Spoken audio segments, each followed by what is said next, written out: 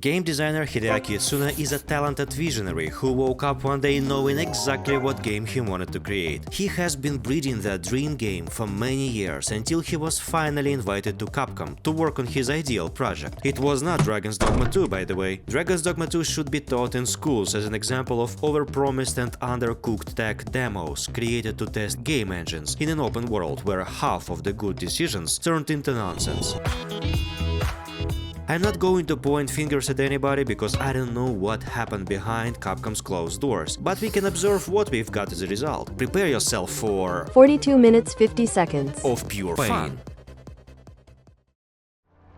Dragon's Dogma is dragons that steal people's hearts to start a cycle of apocalypse. Heartless people who become immortal and are called Arisans to take the path of vengeance on dragons and take the throne as rightful rulers of the world, because historically the throne always belonged to them. Pawns, immortal human-like empty husks who live inside a rock and pointlessly roam the world. They have no will, needs, nor motivation. And instead of couch surfing, their lives revolve around serving the Arisans, because Arisans give pawns a purpose. Gods who play gods with mortals, creating an unbreakable cycle of havoc, because they can, and they like to play games and ruin the world they created. And brine, mysterious red tentacles that devour all creatures that step into the sea. All of that is just another Tuesday in Vermont. But that Tuesday was special, because wrong people enslaved the wrong person, thinking he was another obedient pawn. Besides possessing free will, desires, great afro, and needs, he was the Arisen. That Tuesday at the excavation site, the Arisen met a remarkable pawn, Rook, who felt the power of the Chosen One. Around that time, slave masters dug up Medusa, who was very angry that somebody woke her up before her alarm clock set off. And mind you, it was her day off. She starts turning to stone everybody around. I take the sword and start cutting her hair. After getting a new haircut done, she lives in hysterics, posting negative reviews on all review websites, whereas Arisen and his loyal pawn get a chance to escape this madness. That's when the mysterious ghost in robes turns up in front of the protagonists. Nobody can see the mysterious ghost except Arisen. I guess he should go through an MRI scan. With his weird plot magic, the ghost gives the pawn an idea and ability to run, and by following his command we jump from the edge of a cliff. The end of the game. Subscribe to my channel and give a like if you too kissed your sister. Oh, wait a second. The ghost spawned a griffin, which the protagonists used as a means to run away. Well, how and why, you would ask? Then do you remember how Palpatine came back to life in the latest Disney Star Wars trilogy? With the magic of... Somehow Palpatine returned. That's what kind of logic controls everything here as well. Vermont's air defense is not getting their paychecks for nothing, and with a precise shot they shoot the griffin down. And I'll be honest, Vermont's space program is so frightening and underdeveloped that the Arisen turns pale and bald. He survives, but his pawn is getting eaten by brine. Bye, have a great time! Knights come to see what's going on and see the mighty Arisen. Another one, the 10th this week. You see, they can't believe us because there are many false Arisens who claim they deserve the throne and brand new red Ferraris for their pawns. Some of these guys are just roaming bandits who mock people, but one of them managed to act best and eventually claim the throne. With the help of the mysterious crystal, he got pawns under his command and has been ruling the lands for some time. Obviously, nobody believes Arisen is who he says he is, and the knights sent him to Brand, the captain of the palace guard in the capital of Vermont, Vernworth. My way lies through Melf, a tiny village on the river shore. This village holds a special place in my heart, because that's where it was taken away from me. When I step inside the village, Arisen starts hearing voices that insult him. Hallucinating as his memories are getting back, he quickly gets overwhelmed by pain and abuse, which strike him down senseless to the ground. He starts remembering what happened to him some time ago, when he faced the nameless dragon, who I will call John Dogma. John attacked the villages around Melf and wreaked havoc. Even though John wiped out every militiaman who was in sight, there was one brave woman.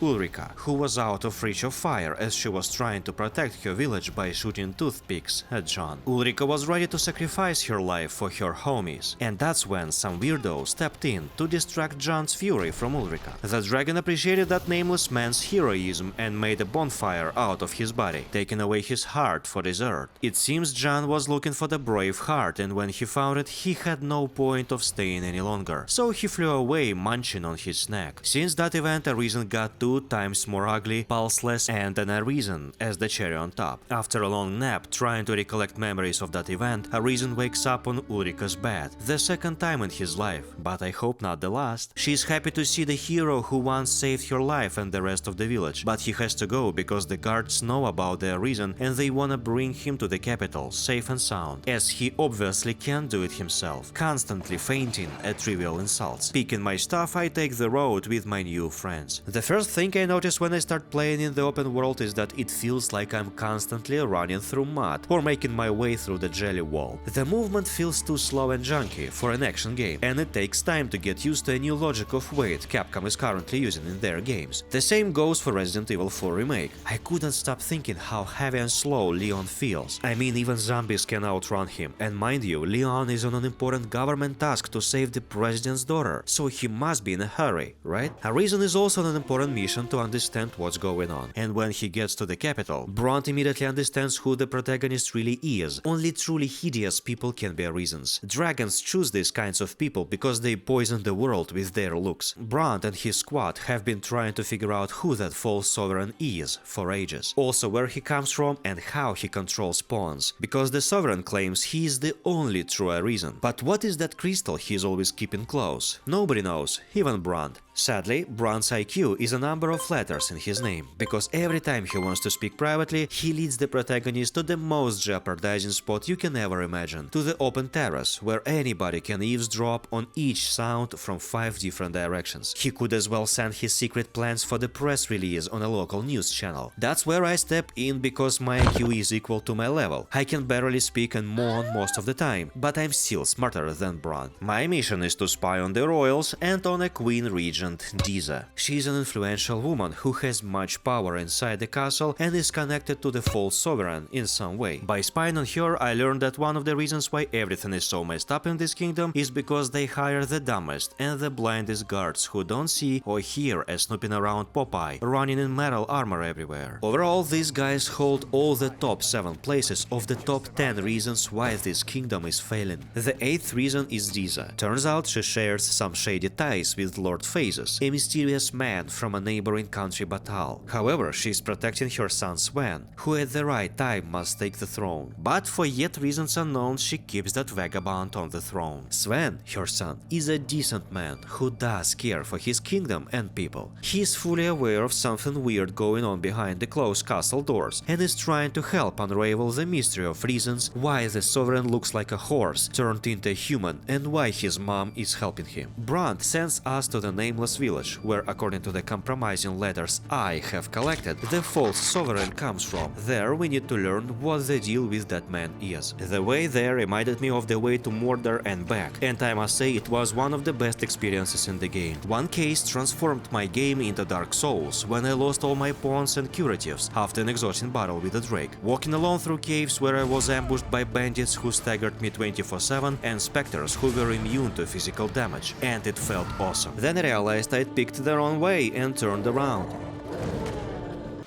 Fuck this. So when I found the right road to the nameless village, I was stumbling across catacombs with skeletons and zombies inside them, while goblins waiting to cut the ropes of the bridge and feed me to brine, a minotaur which made a tiny dense forest its home, cyclops and numerous ogres waiting for me in their lairs. I was at the beginning of the game and all those monsters were new to me. Little did I know, that's all of the enemy variety I would be encountering 95.5% of my time. Wow, what's the shiny thing? I don't know. That's a Seeker's token. While you are discovering these 240 tokens around the world, they will unlock peculiar trinkets, such as a fairy stone which allow you to travel between port crystals placed in different places of the world, or dowsing spikes, daggers that glow green when you are near treasure chests. Some of the items are great and one of a kind, but tell me why for God's sake did they add a Ring of Endeavor, which increases the number of points you get to level up your vacations as the last reward. If by the time you've collected 220 tokens, dragons, you would have maxed all your vacations twice. Maybe they added that ring for the future DLCs and new vacations that they will add. I don't know, but the fact is, at some point, lame rewards mitigate your sense of adventure. And I'm speaking about 87.6% of rewards you get at the end of dungeons, quests, and so on. However, the Seeker's tokens lead to one outstanding quest connected with a local Riddler / Rule 34 inspiration, the Sphinx. She gives the most interesting and mind-blowing riddles to solve. One of them is to find the location of the very first Seeker's token you have ever found, which flips your brain upside down. Like, where was it? Maybe in the center of Vermont? Or that local church? Or the dungeon I visited recently? Damn, the dominatrix was really tough and my ass still hurts. So once again it feels that rewards in the game were not thought over, and they are not fun to look for. When I finally found a nameless village, I knew I was not welcomed there. People were constantly looking away, avoiding eye contact with me. I kept wondering why. After speaking with locals, I learned that the nameless village is a boot camp for thieves, but they know nothing about the Sovereign. Well, I'm going to flip every stone and lick every butt if it helps me on my mission. 2 hours later. Neither of my approaches worked, and I had to implement good old sniffing around. I found a ladder leading to the underground where I had to overcome a few second-grade puzzles. At the end of the dungeon I found my reward, a group of the best thieves around, aka third graders, who told the truth about the false ruler. His real name is Dara, and he was going to be the next thief master, but he failed and took a massive injury to his chest during the trial. Yes, he failed that trial for second graders. Ha, loser. However, he came up with a plan. He didn't want to remain a village idiot, so instead, he used his scar to fake their reason, take the throne and become a kingdom idiot. I think it's a huge promotion on a career ladder, if you ask me. Anyway, he wasn't as safe and sound as he thought. Since he's joined political games, he violated the rules of the village because they always keep neutrality. Supposedly, he had to pay for his mistakes, but he ran away. Heads of the village never left the idea to punish the false sovereign, so they hand in Dara's bill of arrest. It will serve as evidence to prove that the king of this land is not who he says he is. Being happy after learning that I'm smarter than a second grader and acquiring 2 of the best techniques in the game which turned the thief class into a killing machine, I teleport back to the capital. After I deliver the news, Brunt is making up a plan for how to get the throne lawfully, which will attract more and more wealthy nobles on our side. Spying on bribe noblemen a little more, I learn about something called God's Way, which can control pawns and sway their will. Moreover, in Brunt's words, the protagonist is gaining more and more popularity among people. That's why it's about time we visit the coronation of the false sovereign to put an end to this farce. On the day of the coronation, my main pawn Alua falls on her knees before entering the castle. She struggles to make any step further, so Brunt says they can't go forward and need to go back to the tavern. I start to suspect his full-time job is alcoholism now. Dara, the former thief, is a legitimate ruler of this land now. Sven, however, realizes something went terribly wrong. Later, looking for copper, I found gold. In the street market I meet an elf who is looking for a human-made bow to master his skills. After I give him the weapon he was looking for, he invites me to his capital city, Sacred Arbor, to witness how he passes his final exam of archery. I make my way through a truly magical world of gorgeous forests and elvish ruins. Once I entered their capital, I realized that I didn't know Elvish. So I started looking for somebody who could translate their gibberish. Turns out specific pawns from the Rift Stone can be summoned to work as my interpreter. Then I got to know the archer's family and helped them restore the giant tree they'd been cultivating for centuries. He fell in love with me, I ran in panic, then came back to the city to save the daughter of the king. She did not fall in love with me, I cried, watched the archery exam and then became an honored guest for the elves, thus getting a few discounts in their shops. I felt it was about time I got back to Brunt or he'd drink himself to death. Otherwise, why did I smell stench of Brunt's boozy breath everywhere I went, stronger and stronger day by day? Many thanks, sir. Methinks I'll seek out this baron and see what he can teach me. With my help, Brunt learns that somebody does capture pawns and sells them to Batal, the neighboring land that used to be at war with Vermont before the dragon attacked. I need to investigate 3 things. Why somebody in Batal needs pawns, where the scent is coarse, rough and irritating and if it gets everywhere, and also work out what Diza and that Lord Phases have in common. So I had to return to the lands of my imprisonment, where the game started. To get to Batal is not an easy feat. I have 4 ways: through caves, mountains, jumping into an ox cart for honorable men, like phases, but each of them leads to Batal's jail for an illegal border crossing. The 4th way is possible only because Brunt hands me a permit to enter Batal, but only while wearing a Beastren mask. Having everything I need, I can enter through the main gates. Now I can roam the lands of sands and discover a new class to the Dragon's Dogma franchise, Trickster.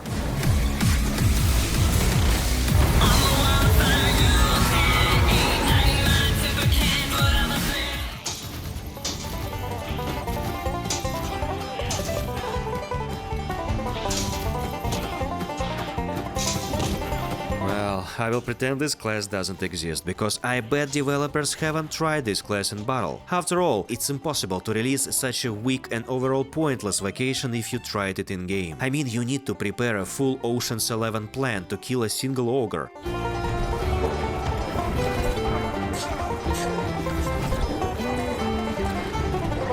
When instead you can do this.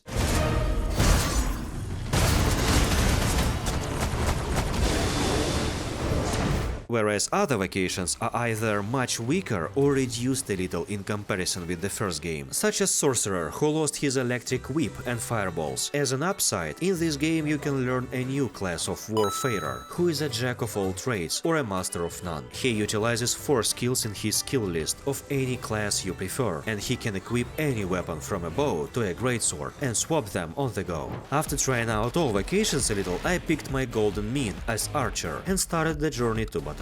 First, I meet 2 gorgeous and famous twin brothers of Capcom's famous franchise Devil May Run Away in Terror, Virgil and Dante. Then I finish off the Medusa from the excavation side and chop off her head to use it as a petrification tool. And she doesn't like her haircut anyway. Her head is a key to a peculiar side quest where you need to either fight with a griffin while a sculptor reflects the griffin on his canvas or turn the griffin into stone. You can also send the monster to sleep to simplify the job, so the sculptor will depict all the minor details. But I chose the first way. The sculptor failed at depicting every little detail and lost all his patrons and respect because of how awful the statue was to their taste. My word. To me it was okay, and after everything I've done I get thrown in jail again for God knows what. For fun probably.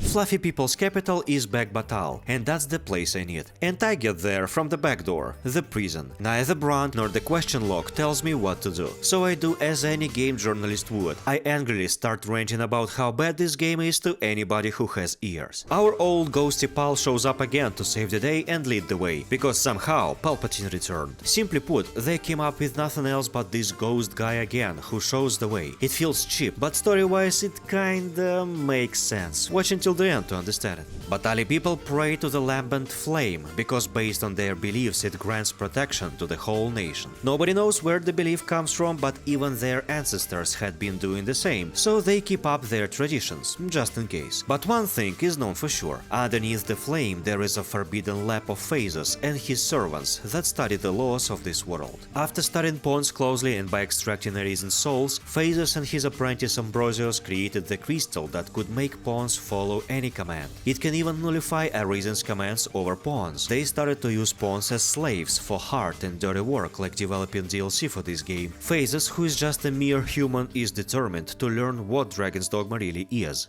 A game. In an attempt to break the cycle of dragons and Arisans, Phases created his false dragon that would supposedly stop all current and future Arisans, so the cycle continues no longer. I want to point out that Phases would be the best Arisen. Combining his intelligence and granted immortality and possibilities, he could change the world into something incredible. But he is not. He is a scientist, a kind of people who develop new technologies and nobody uses them because of how expensive and complicated they are. By some incredible magic of video editing, I save your time and learn that I need to find the oracle. The same woman who taught me the trickster class. Even this cut of the video alone is more valuable than trickster, by the way. The oracle sees that I need to visit the club of arisen losers. One of them is the dragon forged, living on the shore as a hermit. He lost to his dragon, who then disappeared, so the dragon forged stayed immortal. Now upgrading your armor and selling stones for teleportation around the world. He seemingly knows less than phases and tells the same story of dragons and reasons, which I had explained in my previous video about Dragon's Dogma 1 more precisely, but I'll explain again for those who didn't play the first game. Once the dragon is born, they need to choose the Arisen who would slay them to continue the cycle of this quasi-reincarnation. When an Arisen triumphs over their dragon, they go to the next level of existence to meet Seneschal, a demigod who observes the world without interference. Seneschals challenge Arisens, and if an Arisen loses, they become the next dragon and have to repeat the cycle. If the Arisen wins, they become the next Seneschal and oversee the world. Sounds like a punishment if you ask me. However, Seneschal can kill their soul with a mighty weapon called God's Bane, created from his own soul. Long story short, they can commit seppuku if they wanna quit their job. In Dragon's Dogma 2, from Phases research, we learned that after the cycle finishes, the world is doomed to be destroyed, and it happened already a few times. For example, millennia ago another Arisen didn't see the point of playing this game, so after the dragon made him Arisen, he first fell in love with his pawn Olra and later declined the dragon's offer, so the dragon made a shocked face and cursed him, turning him into a dragon-like creature, who has been exiled to an island and cursed all beings there by his existence. The cycle also raises the question of a chicken and egg situation, so who was the first, an Arisen or a dragon? The Pathfinder. Yes, turns out there is the greater wheel that stays above dragons, Arisens and even Seneschals. The greater wheel creates the dragons again, if something goes wrong. That's why there are a few Arisens who couldn't slay their dragons, and in a way are cursed with immortality. Then another dragon is created. It chooses the victim and speedruns the end of the world. Greetings, Arisen. Hast thou summoned the resolution to face me? Okay, if the Pathfinder is so almighty and powerful, why couldn't he compose a somewhat fine score for this game? Instead, we have generic sounds which are called ambient music.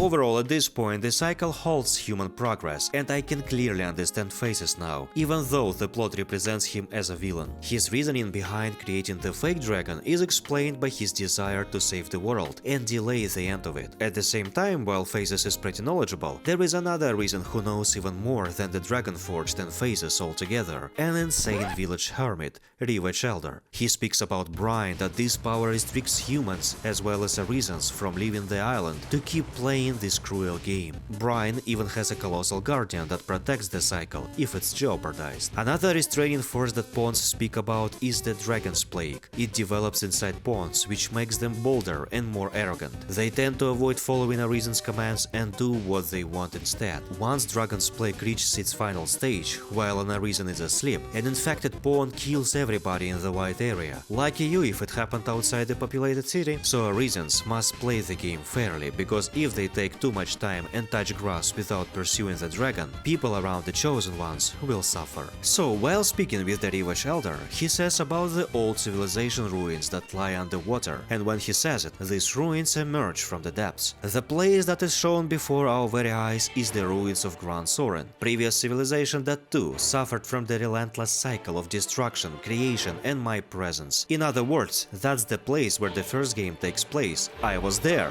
I destroyed it. Yay? Going under the village caves, I see a blue light through the cracks in the wall. Don't mind the rest of the cave, 92.3% of all the coolest items and equipment are sold by merchants and vendors. I guess they monopolized the best loot from the monsters long before Arisen was born. In the depths of the seafloor shrine, I meet the legendary Seneschal, who is so ancient his sentences are slowed down in 2 times. God's way. Speak you of those trinkets conjured by the wizards of Batal? His name is Rothias. He is the seneschal who once got tired of his duty, came down to the earth and founded Vermont. Since then, the Greater Will is constantly trying to get rid of him with the help of other reasons, because he doesn't do his job properly. As far as you can see, the seneschal still stands. I mean sits. This time Rothias understands my intentions to break the cycle and creates a God's Bane from his soul, which as a result erases him from existence. Well, then again, what did he do wrong that the Greater Will wants to fire him? Maybe the reason is that Rothias limits the cycle to one choice, not letting anyone become either a dragon or seneschal, and bringing the cycle to a stop. The God's Bane is dulled by ages, and Backbatali magicians should know the way how to refine the sword again. At the same time, in the depths of the earth there is a giant brine colossus opens its eyes to prevent the cycle from going wrong. I come back to the warm light of the sun and find this as a reward. I don't even know how I feel about this. Feels like Capcom spits in my mouth to show once again how inconsistent the rewards are. I return to Ambrosius and show him my recent findings, and hand him my God's Bane.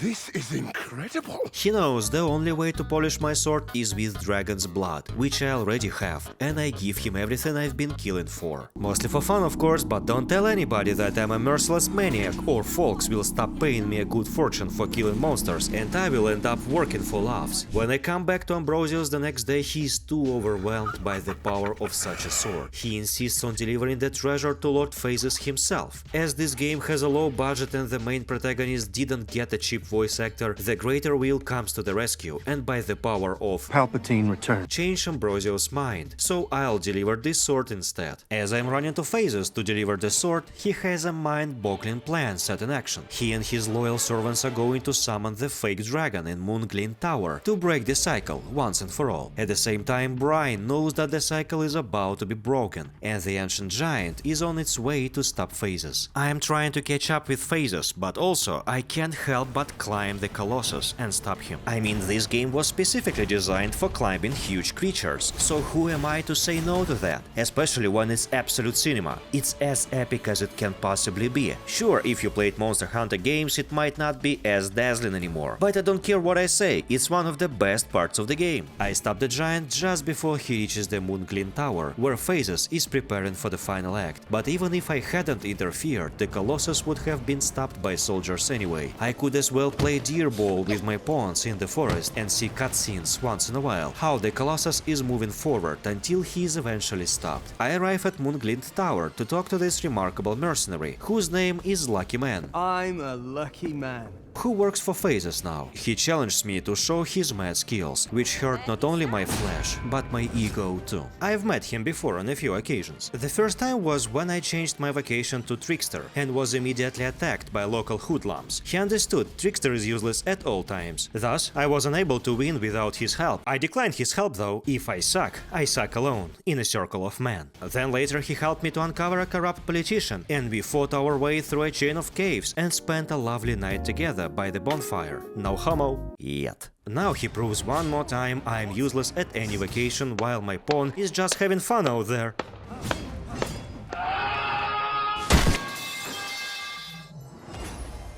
Lucky Man kicks me down from the bridge. It feels cool to be humbled and get reminded I'm still a regular Joe. I got revived by the Wake Stone at the bottom of this tower, thinking that as a complimentary reward I'd find some rare loot here. But don't fool yourself with the humongous size of this structure, expecting never seen before treasure. Besides this quest key that opens a door to the tower, the building is completely empty, and if you expected to find loot through secret passages, you'd get humbled again by this.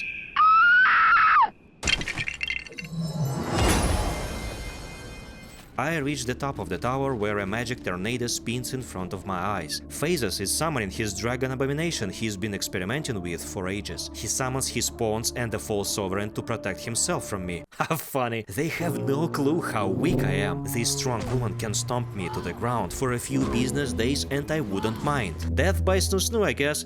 please? While she dances on my head, I can't stop thinking that Phases and I have difficulties communicating, but at the end of the day, we have the same goal. If I could just explain it to him with the sign language. Phases manages to summon the dragon and finally lays out his master plan. He is about to stop the relentless dogma of dragons and escape that damned vicious cycle. The very moment Phases thinks he won, the one and only dragon falls from the sky and crushes the fake dragon. As you can see, John Dogma is pissed with the lesser dragon and Phases both. He also holds the guy who teaches Spare Hand Vacation, like I care about him or remember his name. You see, Dragon's Dogma has a romance system, where the person you communicated with, helped or gave presents the most will be chosen as a victim of the dragon. So he thinks this guy is my beloved. I guess John Dogma is indeed stupid, but turns out Dragon's Dogma 2 romance system is as wasted as in the first game, where you could make love with the pervert jester or any breathing human being, even children. Here the game changes your love interest at a whim, regardless of how many presents you made to that girl Ulrika from the beginning of the game. Don't you dare to give a rotten fish to that random passerby. They will immediately fall in love with you. Of course you can punch it out of them, but then again I faced repercussions when I did it in real life last week, so I stay away from the urges even in games. So anyway, John Dogma decides who I love, like my mom does. What a coincidence, her name is also John. He gives me a choice, to fight for my love, win and go full circle again, or flee and become the king of this kingdom of lies. I couldn't care less about my new love interest, so I decline his battle and become another ugly sovereign. So this time Sven's mission is to figure out why new sovereign looks like a potato turned into a human. That's considered a bad ending. I reload the file and romance Ulrika. Go to the Moonglin Tower and this time defeat that mercenary. Resurrect him and he goes, You got me. Then I reach the top of the tower, Phases people dance on my face again, everything repeats itself, but this time John is holding Ulrika, as I wanted. Yes, now I can kill the dragon because I do care. The epic battle is not as epic as in the first game, where it was a fast and furious-like race. Here it's like another fight with your granddad for his pension, who is so tired of domestic violence every other Friday, he starts playing along. What I mean by that is John Dogma is tired of the cycle, which he says himself. He gives in, as he doesn't know how else to stop it. The only way he has to end his miserable existence is to get slain. I, knowing no other way, kill him.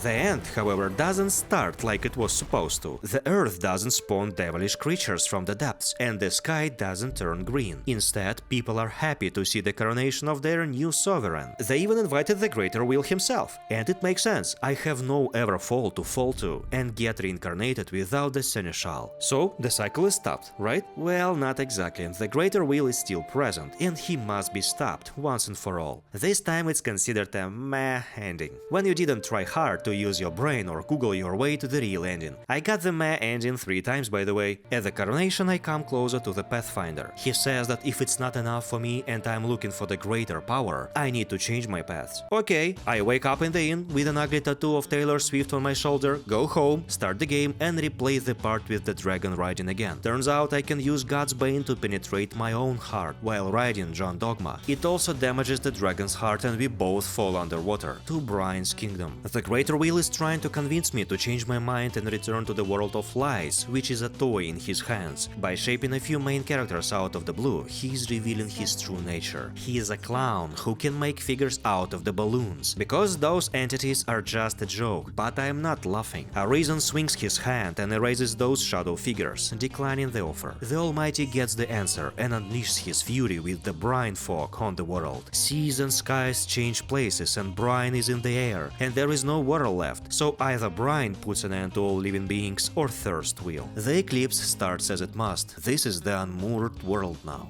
And that's where we finally see the main logo of the game, Dragon's Dogma 2. Before it was just Dragon's Dogma. Strangely, my loyal pawn Alua is nowhere to be found, and I want to find her as fast as possible because she has my stuff. As Dragon's Dogma was heavily inspired by Berserk manga, I expected the worst creatures of the deep hell to come to life and terrorize everything around. Like in the first game, all creatures evolved and got new abilities, such as wolves, which evolved into hellhounds, spitting fireballs, and giant zombies with big balls woke up from the sleep on the once peaceful roads. So everything around became super hostile and powerful. Even the sky told me that I was about to live a vegetarian life, because everything was green.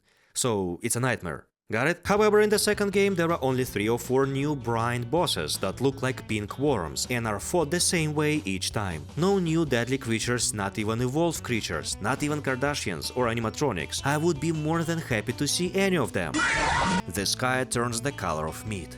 Red. The Almighty calmly explains that the world is about to end and everything I ever knew is going to be erased from existence. Thank God I didn't know anything. I come to see the Dragon Forged first. Maybe he knows where to find my pawn. But instead he's showing off insane armor and weapons he stole from the coolest dungeons and now is selling them for rare crystallized dragon blood. Realizing that the Dragon Forged has nothing to say, I look at the sky and see beams of light. One of them is placed in Grand Soren's ruins. There, Rothai's spirit is still present. He wants to save those who yet live and deliver them to the safe haven of the Seafloor Shrine. My main goal now is saving all people from all capitals, such as Wernworth, the capital of humans, fluffy cats from Bekbatal, and the elves from Sacred Arbor. And I have about 3 in-game days to do that, otherwise Brian will consume everything alive and that's GG. First, I pay a visit to my old friend, who would never think to stab me in the back again.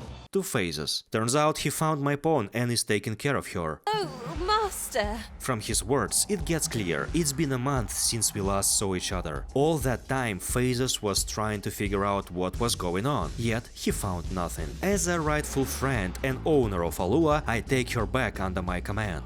What business have you here? I guess I should go. After spending a month in the stinky Brine Kingdom, I decided to take a bath in a local bathhouse on a volcano island. By the way, if that's the only source of liquid left, people will eventually have to drink it, right? And why didn't this water evaporate as it did everywhere else? Feeling reborn, I go outside and come closer to the inactive giant. Alua, saying nothing, comes closer to it and is being succumbed by the remaining brine inside the Colossus. The brine worm doesn't like a new family member and goes down from the chasm.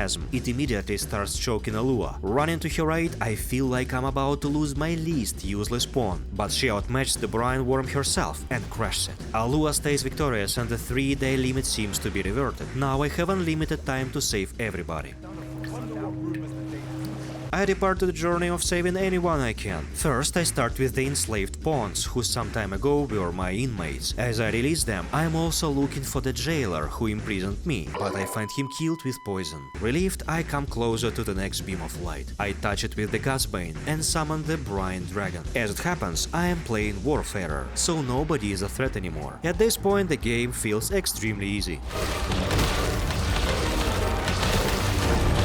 Those beams of light are supposed to halt the brine infestation, but since I stopped it forever, the brine creatures are a source of rare crystallized worm blood. Settlement by settlement, I bring survivors to Rothai's portal. Once I get to Wernworth, I see the Sovereign has been changed, and it is Sovereign Sven now. I can only guess what happened to Dara, because he is nowhere to be found, and his village is eaten by brine. Sven quickly grasps what's what, and he wants to help his people, but he doesn't know how. That's where I step in. I convince local merchants to use their carts to deliver all people from the kingdom to the portal. When I look back, I see that Alua has red eyes, which indicate Dragon's Plague, but it neither goes away when I sleep in the inn, nor she reached the final stage to get rid of locals around. It's just always there inside her. She's also blushing all the time and says she wants to spend more and more time with me. I think a female mantis does something like that, and we all know how it ends, with marriage. Next, in the Sacred Arbor, the elves agree to leave their homes quite easily, after I take a sprout of their elder tree and plant it near the Thais portal, so they can feel home anywhere where the tree grows. Finally, I travel to the land of felines and convince the locals to leave their empire of dirt. They agree only after they see a bag of catnip. Then I interact with the beam nearby, but this time instead of the mutated dragon, a vessel falls from the sky. Phases has seen it too, and this time genuinely wants to help and stop this madness by studying it. While he is trying to reach it, he gets struck by brine.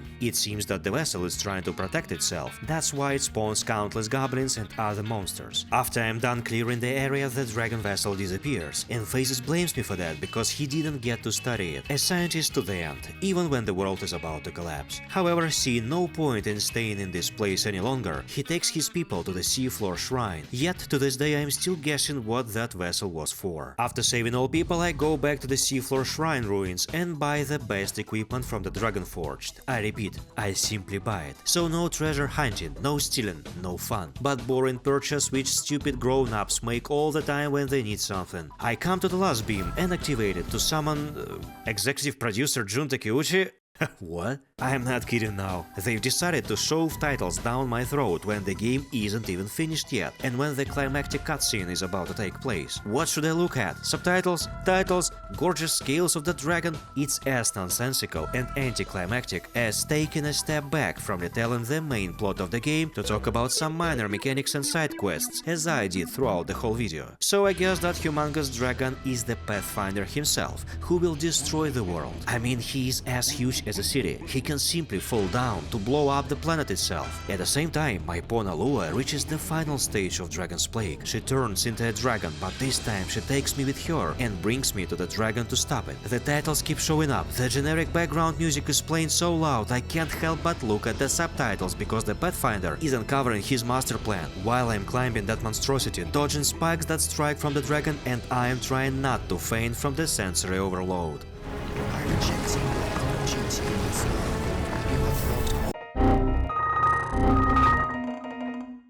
Let me simplify it for you. Look away at the wall or something. Trust me, you will have a headache if you keep looking at that mess. In fact, the Pathfinder created the game of cat and mouse, or rather Arisen and Dragon, because he was tired of seeing pointless oblivion of the world and civilizations. So he created that Dogma of dragons to forestall the end of the world and to see how his guinea pigs are fighting for life. Does it make it less pointless? Everybody in this world has a role, and if somebody strays from their script, the Pathfinder will lead the way. But if somebody gets bold enough to unravel the whole plot, such as the reasons, the end of the world will come faster than it's supposed to. So nobody is allowed to violate the rules of the game. The end will come one way or another. You can look at the screen now. Welcome back. While climbing closer to the dragon's heart, I hear Alua still flying behind. She strikes the dragon so hard it spins upside down, and the Arisen loses his grip and is free diving down. He sees Alua rips the skin of the dragon to expose its heart. Before Dragon's Plague completely consumes her, she confesses that she developed the joy no other pawns could. By being with us hand in hand throughout the whole journey, she fell in love with your master, and that feeling alone is everything a pawn can dream about. The Pathfinder grabs and throws her away, whereas Arisen gets the Godsbane and finally uses it as it was intended. He penetrates the Pathfinder's heart, and the god strikes back. But that's the sacrifice Arisen is willing to make, because the world will keep living without anybody observing and controlling everybody as their pawns. The Pathfinder is dying, and so is Arisen with him.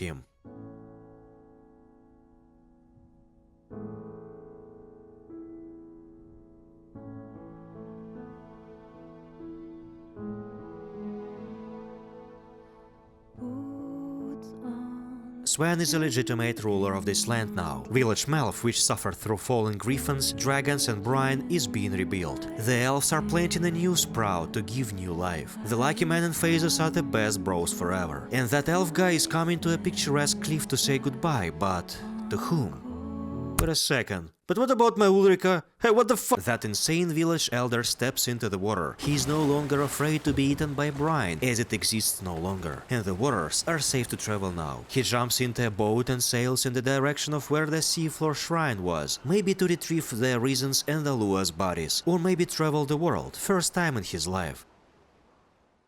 Now I can start a new game plus on a higher difficulty with all the stuff I have, right? Haha, that's the neat part. There is no higher difficulty nor hard mode. When you start a new game plus, the enemies are as weak as if you started the game the first time. As usual, your levels and all equipment get transferred. So you are simply a god who can almost one-shot anything alive. What kind of train of thought did Dragon's Dogma team and Capcom follow when they made all these decisions? I guess the lack of budget and tight deadlines fogged their minds and ruined all the plans. So that's everything I wanted to say about the game. I really wanted to love it as I loved the first game. I have been waiting 12 years after all, and finished the first game at least 5 times before Dark Arisen was released. Playing the second game, I realized that it was nothing but a blank reflection of the first game. The glimpses of how magnificent Dragon's Dogma 2 might have been were fading away hour by hour while I was going through the final 37.7% of the game. But if you enjoyed the game, I am happy for you, and I hope you will be able to advertise it to your friends in a different, positive light, so they'll buy it and enjoy it, so the franchise will live. Until then, subscribe to my channel if you made it so far, give a like if you fell asleep at least 3 times while watching the video, and see you in the next one. Bye!